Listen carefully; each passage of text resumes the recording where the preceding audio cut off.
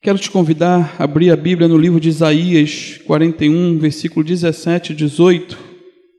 Os aflitos e necessitados buscam águas, e não há, e a sua língua se seca de sede. Eu, Senhor, os ouvirei. Eu, o Deus de Israel, não os desampararei.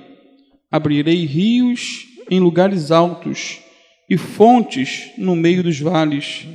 Tornarei o deserto em lagos de águas e a terra seca em mananciais de água. Vai agora para Isaías 44, versículo 3. Diz assim: porque derramarei água sobre o sedento e torrentes sobre a terra seca. Derramarei do meu espírito sobre a tua posteridade e a minha bênção sobre os teus descendentes.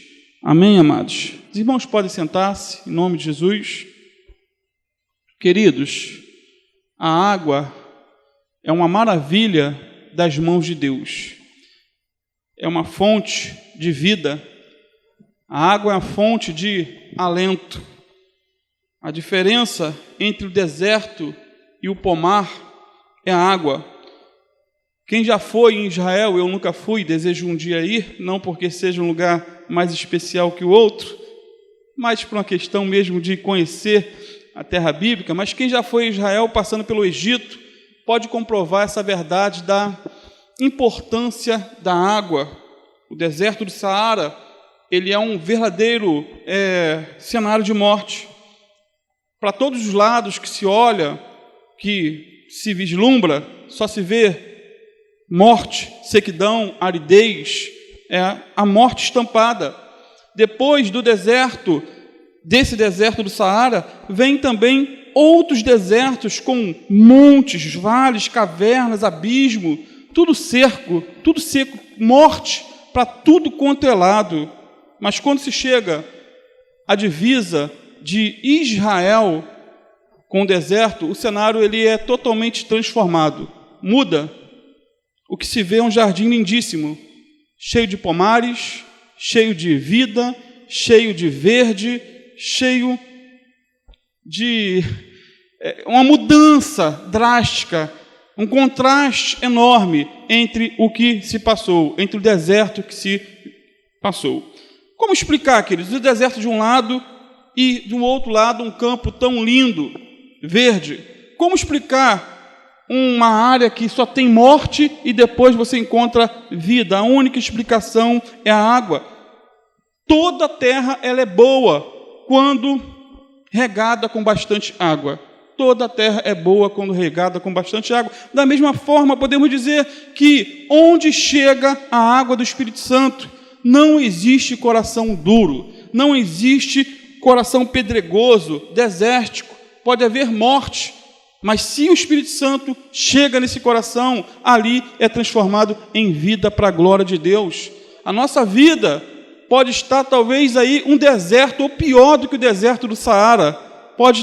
Nosso coração pode estar árido e seco, como o deserto lá no Monte Sinai, onde só tem pedras. A morte pode estar até instalada em muitas áreas da nossa vida, onde há sequidão, onde há dureza, mas se o Espírito Santo de Deus descer sobre nós, o cenário vai mudar, as coisas vão mudar, seremos restaurados, seremos avivados, seremos renovados e floresceremos para a glória de Deus, para a glória de Deus.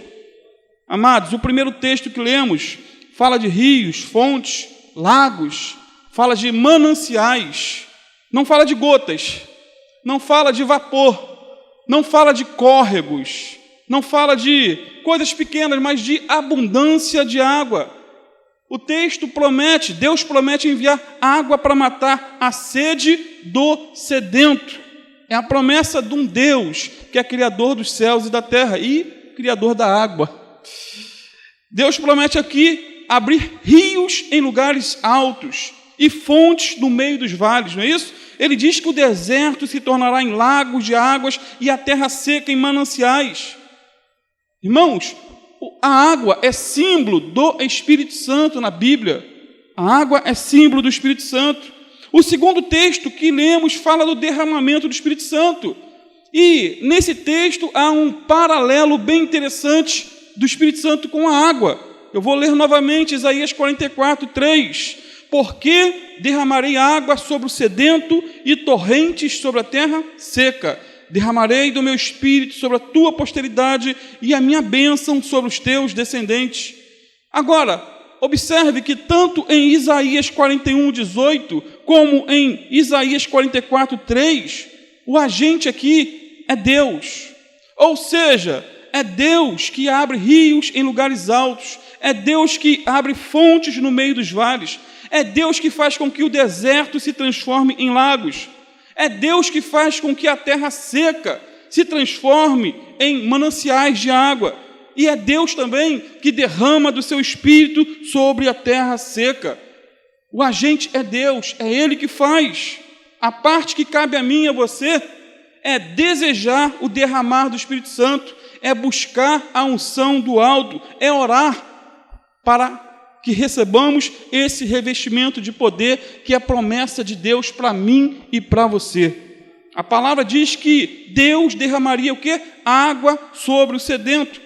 Sendo assim, quem tem sede, busca a água, e quem deseja mais de Deus, vai buscar mais do Espírito Santo de Deus na sua vida, e isso diariamente.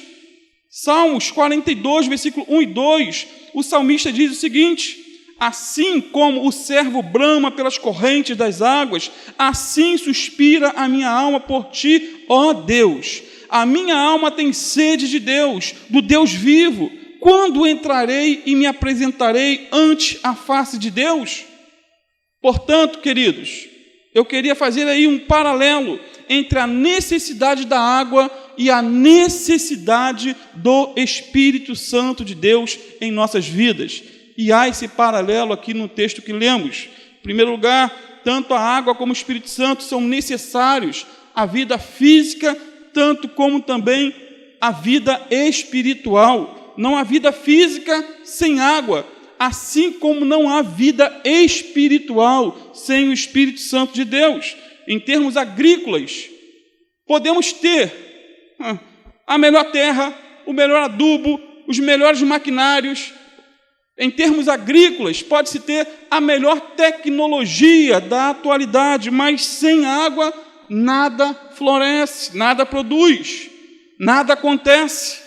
A semente vai ser lançada na terra e vai morrer, porque não tem água. Em nossa vida espiritual acontece a mesmíssima coisa, queridos. Podemos ter os melhores cursos de teologia, podemos ter as melhores bíblias de estudo, o que não falta são bíblias de estudo. Atualmente, eu não sou contra, ajuda muito. Podemos ter os melhores livros cristãos, mas sem a presença do Espírito Santo em nossas vidas, o que resta é a morte, o que resta é o vazio, o que resta é a sequidão. E mais, podemos ter uma igreja de primeiro mundo. O que é uma igreja de primeiro mundo? Com ar-condicionado central, pisos de porcelanato, som de primeira qualidade, mas sem a presença do Espírito Santo, o culto é estranho. A pregação, ela é fria e os louvores sem graça. Sem a presença do Espírito Santo, nossa vida é vazia, queridos, árida, seca, desértica, sem frutos e sem vida. Sem a presença do Espírito Santo, nossas orações são monótonas, nossa pregação é maçante, e a nossa vida sem graça, sem poder e sem alegria. Essa é a verdade. Concordo plenamente com o que Spurgeon disse no século XIX. Ele disse o seguinte: sem a presença do Espírito de Deus, é melhor fecharmos as igrejas, trancarmos as portas a prego, colocarmos uma cruz preta nela e dizermos: Deus tenha misericórdia de nós. E ele diz aqui para os pastores: se vocês, pastores, eu me incluo aqui, se vocês, pastores, não tiverem o Espírito Santo, seria melhor não pregarem. E vocês, povo, ganhariam mais se ficassem em casa. Acho que não estou sendo drástico demais se disser que uma igreja sem a presença do Espírito Santo de Deus é uma maldição em vez de bênção. A palavra é forte, mas é uma realidade, queridos. É uma realidade. Então, assim como a água é fundamental para a sobrevivência física do ser humano, a presença do Espírito Santo é fundamental para a nossa sobrevivência espiritual. Busque, dia após dia, a presença do Espírito Santo. É promessa do Pai. Amados, a água é fundamental, como já dissemos, para a nossa sobrevivência física aqui na Terra. Nosso corpo ele é composto de 65% de água. Sendo assim, precisamos beber bastante água, dependendo do nosso desgaste físico diário. Não é isso?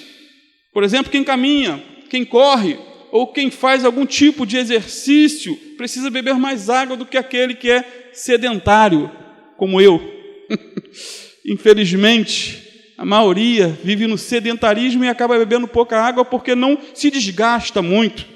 O mesmo podemos dizer em relação à obra de Deus, queridos. Quanto mais estivermos envolvidos nela, mais cheios precisamos ser do Espírito Santo de Deus. Quanto mais envolvidos, quanto mais atividade tivermos na igreja, mais precisamos do Espírito Santo. Quanto mais nos envolvermos com as coisas de Deus, mais cheios devemos estar. Isso porque, vazios de Deus, não fazemos nada e não vamos a lugar algum. Quando John Ryder estava a caminho da Índia, para ali consagrar sua vida como missionário, ele recebeu um telegrama, se fosse o dia de hoje, recebeu um WhatsApp, ou uma mensagem do Telegram, de um amigo, fazendo a seguinte pergunta: John Ryder, você está cheio do Espírito Santo? Ele estava indo consagrar a vida como missionário, e alguém manda uma mensagem para ele perguntando se ele estava cheio do Espírito Santo para concluir aquela obra tão espinhosa. E ele ficou indignado com essa pergunta. A história diz que ele amassou aquele telegrama, botou no bolso e argumentou, dizendo: isso é uma afronta. Essa pergunta é uma afronta. Eu sou um missionário de renome, eu sou consagrado, estou indo para a Índia, dedicar toda a minha vida para a obra de Deus. Como que eu não sou cheio do Espírito Santo? É claro que eu sou. É claro que eu sou. Sendo assim, a história diz que ele desceu para o convés do navio para descansar. No entanto, a pergunta continuava soando em seus ouvidos e ele não conseguiu dormir. E a pergunta era essa: John Ryder, você está cheio do Espírito Santo? John Ryder, você está cheio do Espírito Santo? E em dado momento, queridos, ele foi tocado por Deus, começou a chorar e prostrou-se com o rosto no chão, clamando: ó Deus, eu preciso ser cheio do Espírito Santo. Eu preciso. É quando o homem reconhece que está vazio. O problema é quando há a prepotência de se achar muito cheio, muito santo, muito espiritual, muito capaz. Esse é o perigo. E quebrantado e sedento por Deus, ele buscou sem cessar essa plenitude, essa capacitação para estar indo a um local desconhecido com um povo bárbaro. Quando chegou na Índia, a história diz que ele estava cheio do Espírito Santo e, através de seu ministério, milhares e de milhares de almas se converteram para a glória de Deus. O mesmo pode acontecer comigo e com você. Deus não tem prediletos. Amados, precisamos nos encher diariamente do Espírito Santo. Precisamos desesperadamente orar todos os dias para Deus nos revestir do poder do alto, para enfrentarmos esse mundo maligno. Sem a presença do Espírito Santo não evangelizamos, não oramos, não nos envolvemos com missões. E mais, sem o enchimento do Espírito Santo, nos tornamos um campo missionário. Em vez de irmos ou ajudarmos nas missões, acabamos sendo um campo missionário em que as pessoas vão ter que vir até nós pregar para nós o Evangelho. Sem o poder do Espírito Santo, nossa vida é vazia, nosso coração seco, nosso testemunho fraco, nossa pregação infrutífera, maçante e cansativa. Que Deus tenha misericórdia de nós. Deus promete aqui, queridos, derramar água sobre o sedento e rios sobre a terra seca. Será que estamos sedentos de Deus? Qual é o nosso maior desejo, a maior sede da nossa alma? Será conquistar, ou querer mais e mais de Deus? Segundo lugar, tanto a água como o Espírito Santo são necessários para limpar e purificar. Irmãos, a água limpa o corpo, o Espírito Santo purifica a alma, a água limpa o que é externo, o Espírito Santo o que é interno. Nós tomamos banho, por quê? Porque temos a consciência da nossa sujeira. Né? Todos tomaram banho para vir para o culto, porque sabem, né, que o dia todo está na rua, suou. O mesmo acontece quando somos convencidos pelo Espírito Santo das nossas imundícies, dos nossos pecados, das nossas transgressões, porque é o Espírito Santo que convence o homem do pecado, da justiça e do juízo. É o Espírito Santo que bate a porta do nosso coração dizendo: você está sujo, você está fedendo, precisa se arrepender dos seus pecados, você precisa se lavar por intermédio do sangue do Cordeiro de Deus que tira o pecado do mundo. É o Espírito Santo que fala conosco diariamente. Essa é a voz do Espírito Santo nos convidando a um banho espiritual. Jonathan Gofford, missionário da Índia, relatou o seguinte: nunca será demais salientar a nossa convicção de que todo obstáculo na igreja se deve ao pecado. De fato, o que espanta é que todo pecado que pode ser visto fora da igreja também é encontrado no seio da igreja, embora talvez em grau menos intenso na época dele, século XIX, talvez hoje esteja paralelo. Imagino que perderíamos muito de nossa justiça própria se descobríssemos que o orgulho, a inveja, o mau humor, a difamação, a ganância e todas as coisas semelhantes são exatamente tão odiosas aos olhos de Deus como os chamados pecados maiores. Todo pecado no crente, qualquer que seja a sua espécie, mancha a obra redentora de Cristo. E ele diz o seguinte: o grito ou os gritos mais penetrantes que já ouvi foram de crentes chineses, quando o Espírito Santo lhes deixou claro que seus pecados haviam crucificado novamente o Filho de Deus.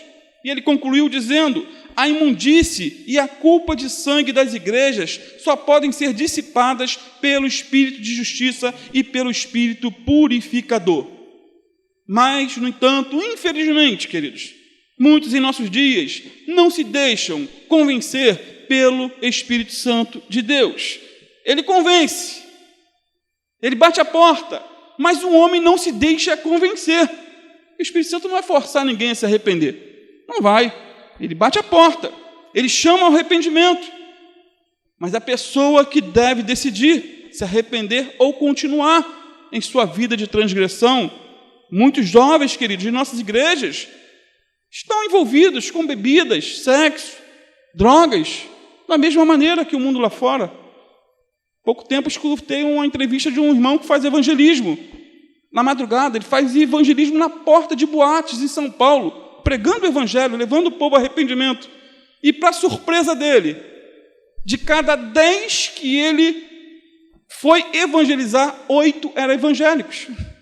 Não evangélicos que estavam indo evangelizar, mas que estavam indo para as boates, para o dia seguinte ir para o culto. Ele teve com um jovem que ele confrontou, e o rapaz: não, mas eu sou líder da igreja, amanhã eu estou na igreja.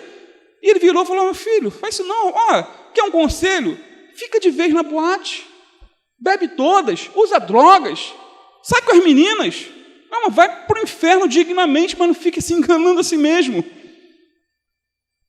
Foi chocante para ele. O reverendo Hernandes Dias Lopes, ele disse que esteve pregando em certa igreja num domingo pela manhã e notou que os jovens estavam cansados, desanimados, e descobriu depois que eles passaram a noite toda dançando e bebendo numa boate. No sábado estavam na boate, no domingo estavam na igreja, no sábado dançavam e bebiam. E depois, no domingo, estavam indo para a casa do Senhor cantar louvores. Então, essa é a realidade, infelizmente, de muitos jovens, não só jovens, porque o pecado não é algo exclusivo para o jovem, né? E o que falar de casais que vivem como rivais e não como amigos, uma disputa interminável dentro do lar, gritam, xingam, são infiéis, assim como as pessoas que não têm temor de Deus, né? Parece até casamento de ímpio. Na verdade, que eles têm ímpio, que tem um casamento muitas vezes mais aparentemente saudável de que muitos cristãos, infelizmente. Rubens Alves, certa feita, escreveu uma crônica interessante sobre a diferença, eu já contei essa ilustração algumas vezes, entre uma partida de tênis e uma partida de frescobol. Ele disse que frescobol é bastante parecido com tênis. 2 jogadores, 2 raquetes e uma bola. Qual a diferença? No frescobol, os 2 são do mesmo time. 2 do mesmo time. Os 2 jogam com um só objetivo: vencer juntos. No frescobol não existe adversário. Não existe derrotado. Um joga a bola para o outro ganhar. E quando a bola vai meio torta, o outro pede desculpa, porque a intenção não é jogar a bola torta, é fazer com que o outro acerte a jogada. Essa é a regra do frescobol. No frescobol só existe companheirismo, amizade, compreensão. Os 2 ganham ou ninguém ganha nada. E ninguém fica feliz quando o outro erra. No entanto, numa partida de tênis é diferente. O tênis é um jogo agressivo. O objetivo do jogador é derrotar o outro, né? Esse é o objetivo do tênis. No tênis a pessoa joga a bola para fazer o outro errar. O bom jogador é aquele que tem a exata noção do ponto fraco do seu adversário. Essa é a regra do tênis. O prazer do tênis é colocar o adversário fora do jogo, humilhado, derrotado, cabisbaixo e muitas vezes até chorando. O jogo de tênis termina sempre com a alegria de um e a tristeza do outro, com a festejar de um e o lamento do outro. A pergunta é: o seu casamento é uma partida de tênis ou de frescobol? O casamento tipo tênis é uma fonte de raiva e ressentimentos, e geralmente termina mal, queridos. Infelizmente, geralmente termina mal, porque muitas vezes a pessoa não pede ajuda, não pede socorro, não pede um conselho. O casamento tipo frescobol é uma fonte de alegria e tem grandes chances de ter vida longa. Você é adversário ou companheiro do seu cônjuge? Vocês são amigos ou inimigos? Se amam ou se Eis a questão. Pouco tempo fiz menção a uma seita lá em Maricá, chamada os Mormons. Eles têm uma doutrina que ensina o casamento eterno. Ou seja, dentro da doutrina mórmon, que é uma seita diabólica, eles ensinam que Deus criou todo o universo com muitos planetas, estrelas, com um único objetivo. Cada membro da sua seita, cada casal, depois de morto, vai viver por toda a eternidade nesse paizinho. E ali eles vão construir um novo planeta individual. E no seminário, uma vez, uma irmã falou assim: pastor, eu não concordo com essa heresia, não. Mas até que seria interessante viver toda a eternidade com meu marido. Eu amo tanto ele. Eu falei: minha irmã, mas essa não é a realidade de todos dentro da igreja. Imagine dentro dessa seita, casais que se odeiam, se aturam, ter o pensamento que vão viver toda a eternidade juntos. Eu acho que alguns, devem até se matar, porque preferem ir para o inferno do que viver eternamente com um cidadão ou uma cidadã no lugar desse. Brincadeiras à parte, amado, você vê até onde vai um ensinamento herético. Isso é uma heresia, No céu não se casarão, não se darão em casamento. Isso não existe, não existirá. Mas dentro desse ponto de vista, eu penso que muitas pessoas são levadas à loucura, porque vivem uma verdadeira desgraça dentro de casa. Então, voltando aqui sobre o jogo de tênis e a aplicação do nosso casamento, os cônjuges, que eles não devem ser rivais. Nós não somos adversários. O triunfo de um deve ser a vitória do outro. As lágrimas de um deve ser o choro do outro. Em nome de Jesus, então, a situação está crítica. Precisamos urgentemente da intervenção divina para que a nossa vida seja transformada, o nosso casamento restaurado e a igreja avivada. E somente o Espírito Santo de Deus, com ele, cheios dele, conseguiremos viver vidas limpas e saudáveis em todas as áreas, seja na juventude, seja nos casamentos, seja naqueles que não estão envolvidos, não estão casados, somente sendo cheios do Espírito Santo. Quando o Espírito Santo é derramado, existe uma sede profunda por santidade. Quando o Espírito Santo ele é derramado, o pecado é abandonado. E a santidade, ela é buscada com avidez. Agora, antes de pedirmos que Deus nos encha com o seu Espírito Santo, é bem verdade que precisamos pedir primeiro que Ele nos esvazie de todo o pecado. Deve haver um esvaziamento antes de haver um enchimento. É a questão de lógica. Coisas precisam sair de nós antes que o Espírito Santo nos encha.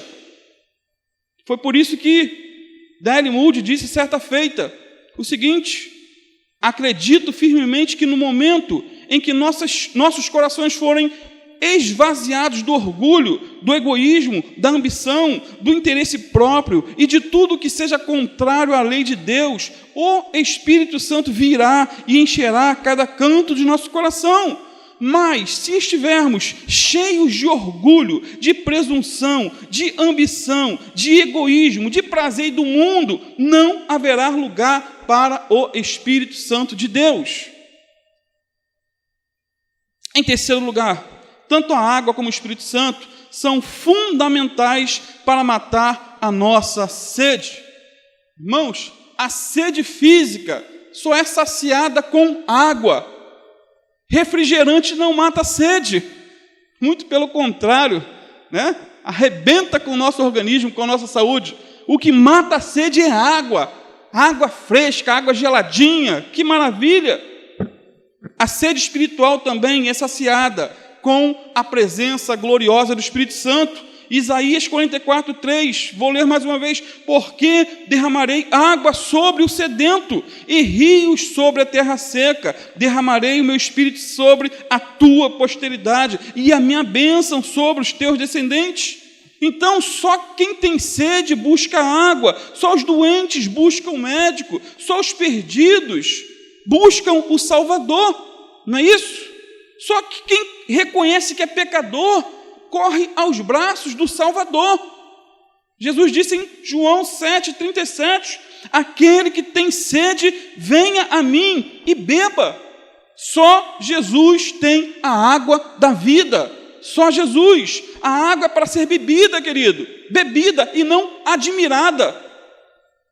É possível morrer de sede ao lado de uma fonte de água, assim como é possível ir para o inferno por não aproveitar a oferta de salvação em Cristo Jesus. Os médicos dizem que é mais difícil suportar a sede do que a fome.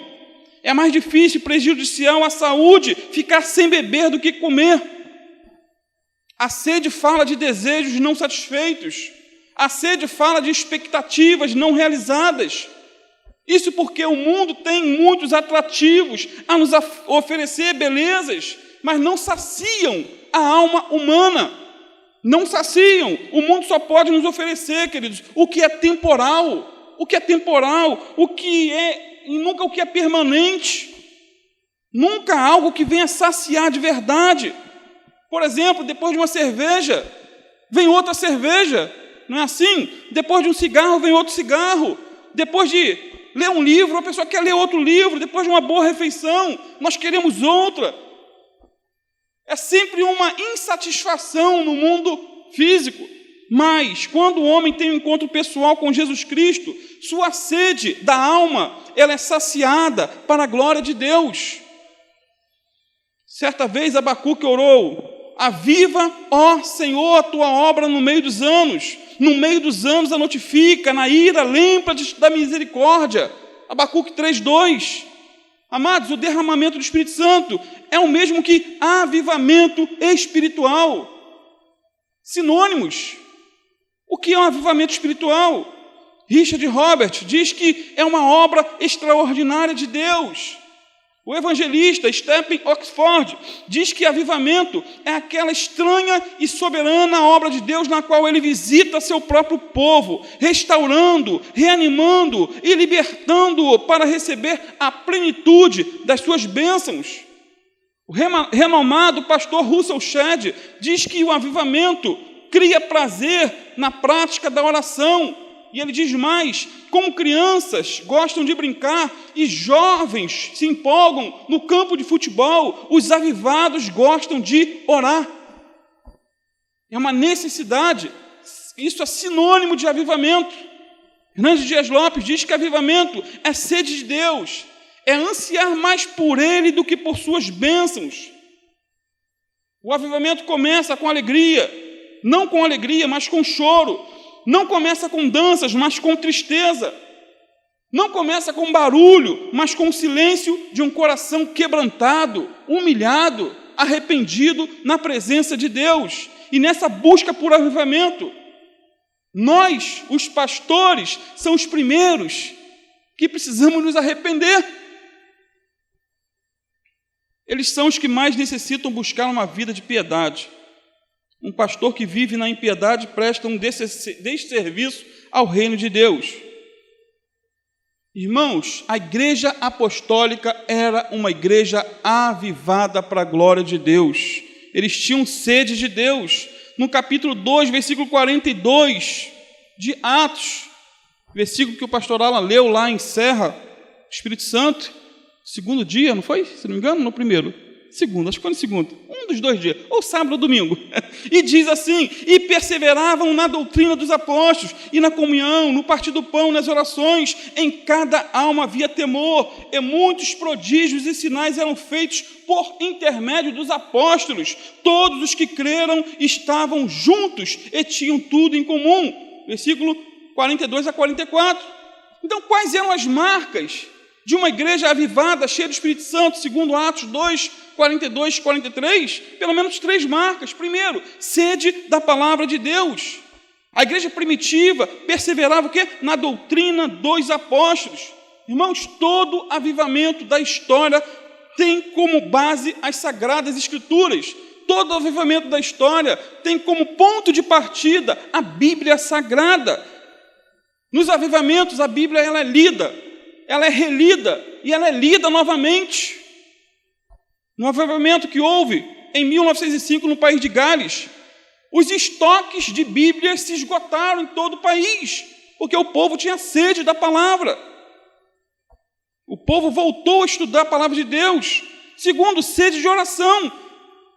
Diz aí, perseverava nas orações. A oração é a marca de uma igreja avivada. Muitos oram, mas poucos são homens e mulheres de oração. 1 Tessalonicenses 5,17 diz: orai sem cessar. Orai sem cessar. Jonathan Edwards experimentou um profundo avivamento, queridos, no século XVIII. Tudo começou com uma intensa vida de oração, disse ele. Minha alma ansiava intensamente por Deus e por Cristo, e também por mais santidade. Meu coração se achava tão cheio desse desejo que parecia estar a ponto de partir. Ano após ano, a maior parte do tempo, eu pensava em coisas relacionadas a Deus. Com frequência eu andava sozinho em florestas, em locais solitários para meditar, falar comigo mesmo, orar, conversar com Deus. E eu tinha por hábito, nessas ocasiões, cantar as minhas contemplações. Eu estava constantemente me expressando em oração, onde quer que eu estivesse. A oração parecia ser natural para mim, era a respiração que dava vazão ao ardor do meu coração. Amados, a oração sempre foi a chave do avivamento, e a igreja primitiva era avivada. Eles estavam perseverando na oração. E eu te pergunto, você tem orado? Você é avivado? Terceiro, sede por santidade. Uma coisa está interligada à outra. Quem busca a palavra de Deus, ora e se santifica. Toda pessoa avivada é quebrantada. Toda pessoa avivada é humilde. Toda pessoa avivada ela é arrependida de seus pecados e busca mais e mais a santidade. Porque sem santidade, você que é membro da igreja não verá Deus. Sem santidade, você que é teólogo, não verá Deus. Sem santidade, nós, pastores, não veremos a Deus.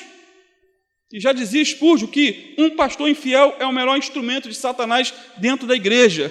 Que Deus tenha misericórdia de nós, pastores. Um pastor infiel é o melhor instrumento de Satanás dentro de uma igreja. E tem muitos, amados. Tem muitos. Então, essas são apenas 3 marcas de uma igreja avivada: fome da palavra, desejo intenso pela oração e uma busca incessante por santidade. E eu te pergunto, você tem buscado esse avivamento, esse revestimento de poder, esse enchimento com o Espírito Santo? A promessa é: derramarei do meu Espírito sobre toda a carne, sobre aquele que tem sede. Concluindo, pastor e avivalista Richard Roberts nos mostra em seu livro Avivamento, um livro muito bom, fala só sobre avivamento. Ele é um dos maiores historiadores nessa área, sobre avivamento. Ele mostra quando é que o crente precisa dessa intervenção divina. Primeiro, quando a oração deixa de ser vital para o cristão, professo, ele precisa de avivamento. Quando a busca pela verdade bíblica para e nos acomodamos pacificamente com verdades adquiridas há muito tempo, ele precisa de avivamento. Quando pensamentos sérios e marcantes sobre temas espirituais são raros ou inexistentes em nossa vida, só se pensa em dinheiro, em boleto, o irmão precisa de avivamento, precisa. Quando os cultos da igreja perdem seu sabor e deleite, precisa de avivamento. Quando esportes, recreação, entretenimento se tornam importantes em nossa vida, muito mais importantes do que estar na casa de Deus. Quando pecamos sem criar nenhum rebuliço na consciência. Pecamos, mas não estamos nem aí. Quando não almejamos mais ser como Cristo e o desejo pela santificação não nos domina e nem nos preocupa mais. Quando a busca por dinheiro e bens obcecam a nossa mente, precisamos de um avivamento desesperadamente. Quando é possível assistir filmes e programas de TV depravados ou ler literaturas sem compromisso com a moralidade, precisamos de um avivamento ou de uma conversão. Quando é possível sentir-se satisfeito sem qualquer sinal de poder espiritual, nem experimentar respostas às orações, há aí necessidade de um avivamento. Quando há uma conformidade com a maneira mundana de agir, quando dívidas não pagas, promessas não guardadas e desonestidade generalizada marcam os negócios dos cristãos, é evidente que há necessidade de um avivamento. Que Deus nos guarde de um coração frio, apático, insensível e de ter marcas negativas como essa. Que sejamos cheios do Espírito Santo, que possamos buscar diariamente essa presença, que possamos nos esvaziar de tudo aquilo que possa ser uma barreira para que o Espírito Santo se manifeste na nossa vida, para que sejamos canais de Deus aqui nessa geração, para a glória de Deus. Amém, queridos? Vamos ficar de pé, vamos estar orando. Que o Senhor venha nos avivar. Aviva, ó Senhor, a sua obra no meio dos anos. E a principal obra de Deus somos nós mesmos. Você pode botar a mão no coração e dizer: Senhor, aviva a sua obra, eu sou a sua obra. Aviva-me, restaura-me, limpa-me, purifica-me. Ó Santo Deus, em nome do Teu Filho Jesus, Pai, a Tua palavra foi ministrada, Senhor. Como carecemos de Ti, Senhor. Como precisamos, Senhor, ser cheios de Ti. E ao mesmo tempo, como precisamos, Senhor, ser esvaziados de nós mesmos, limpos, Senhor, limpos por meio do sangue do Cordeiro. Ó Deus eterno, tem misericórdia de cada um de nós aqui, Senhor, nessa noite. Ah, Senhor, a Tua palavra diz: aquele que pensa estar em pé, ou aquele que está em pé, cuide para que não caia. Ah, Deus eterno, que o Senhor venha ter misericórdia, que o Senhor venha nos limpar, nos purificar, nos colocar de pé, Senhor, para a Tua glória. Aquele que está abatido, caído, aquele que está desanimado, Senhor, aquele que já está talvez ao ponto de desistir, Senhor, porque foram muitas as quedas e muitas vezes a pessoa desanima de vez e acha que cometeu até o pecado imperdoável e que para ela não tem mais jeito. Ó Espírito Santo, a Tua palavra diz que o Senhor é que convence o homem do pecado, mas não é um convencimento para perdição, para jogar pessoa de fora de vez, não, é um convencimento para levá-la ao arrependimento, Senhor. Que o Senhor venha fazer essa obra, Senhor, na vida de cada um de nós nessa noite, Pai. Que o Senhor venha operar sinais e maravilhas no nosso interior, Pai, porque o maior milagre, Pai, é um coração arrependido e voltado, desejoso de acertar as coisas com o Senhor, Pai, de se arrepender e abandonar todo tipo de pecado, Pai, que venha estar contaminando a mente, Senhor. Pai, em nome de Jesus, fica conosco, Senhor, tem misericórdia de nós, aviva, ó Senhor, a tua obra no meio dos anos a notifica, Senhor, na ira, lembra-te da misericórdia, Pai, lembra-te que tu és um Deus misericordioso e compassivo, Senhor, e não deseja a morte do ímpio, Pai, mas sim que ele venha se arrepender, se consertar, se voltar para ti, Senhor, que haja conversão nessa noite para a tua glória, Senhor, no nome de Jesus, porque a tua palavra, Senhor, diz, o teu filho Jesus disse que ele veio buscar e salvar o que se havia perdido, Senhor. Essa é a missão do Filho de Deus, buscar o perdido, mas aquele perdido que reconhece estar perdido e que precisa ser achado, Senhor. Toma a vida de cada um aqui nessa noite, restaura-nos, Senhor, aviva-nos, Senhor, encha-nos com o Espírito Santo, Pai, assim como necessitamos de água diariamente, Pai, que é uma necessidade básica e fundamental do ser humano, Pai, que possamos ser cheios do Teu Espírito Santo, Pai, para que toda a sede mundana, Senhor, fique jogada por terra, Pai, e que possamos estar saciados de Ti, Senhor, na Tua presença, na Tua palavra, Senhor, saciados nas coisas do alto, coisas do céu, Pai, para a Tua glória, Senhor. Toma a vida de cada um aqui, Senhor, que essa palavra possa estar tocando cada coração e que esse desejo de um avivamento, de uma mudança, de uma transformação possa estar, Senhor, nos incomodando dia após dia, que possamos estar esperançosos que Tu és um Deus, Senhor, que tem muito mais a nos oferecer, a nos capacitar, Pai, a capacitar a fazer a Tua obra, Senhor, porque vazios de Ti, Senhor, somos como um machado cego, Pai, que não faz nada, que bate na árvore, mas não faz nada, Senhor, mas quando estamos afiados, cheios do Teu Espírito Santo, Senhor, aí sim, somos uma potência em Tuas mãos, mas não para nossa glória, mas para a Tua glória, Senhor, porque toda a honra e toda a glória são dadas a Ti, porque só Tu és digno de honra, glória e louvor, Senhor. Então, Pai, perdoa nossos pecados, limpa o nosso coração, tira toda a sujeira e nos enche, Senhor, da Tua presença diariamente, a cada amanhecer, Senhor. Nós queremos ser cheios de Ti, Senhor, queremos ser saciados por essa água espiritual, gloriosa, abençoadora, Pai, no nome santo do Teu Filho Jesus, em nome do Teu Filho Jesus. Amém.